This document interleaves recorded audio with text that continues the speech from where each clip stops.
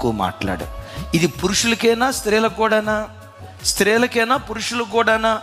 ప్రతి క్రైస్తవుడు తన ఆధ్యాత్మిక జీవితంలో ముసలమ్మ ముచ్చట్లను విసర్జించేవాడై ఉండాలి. ప్రత్యేకంగా పౌలు గారు చెప్తాడు, స్త్రీ ఇంటింటా తిరుగులాడునదై ఉండకూడదు. నా వైపు చూడాలి. స్త్రీ ఇంటింటా తిరుగులాడునదై ఉండకూడదు.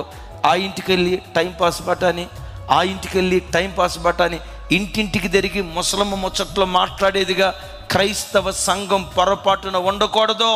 మన మాట ఎంత కాస్ట్లీగా ఉండాలి. మనం ఎప్పుడైనా మాట్లాడేటప్పుడు ఈ అక్క ఏం మాట్లాడిద్దో, ఏ ముత్యాలు రాలుతాయో ఏరుకొని వెళ్ళిపోదాం అన్నట్లుగా ప్రజలు ఆతృతతో చూడాలి. ఈ అన్న నోరు తెరిచి ఏం మాట్లాడతాడో ఆతృతో ఎదురు చూడాలి. అబ్బాయి ఏమి ఎప్పుడు లొడలొడ వాగుతుందిరా, వాగుడుగాయరా.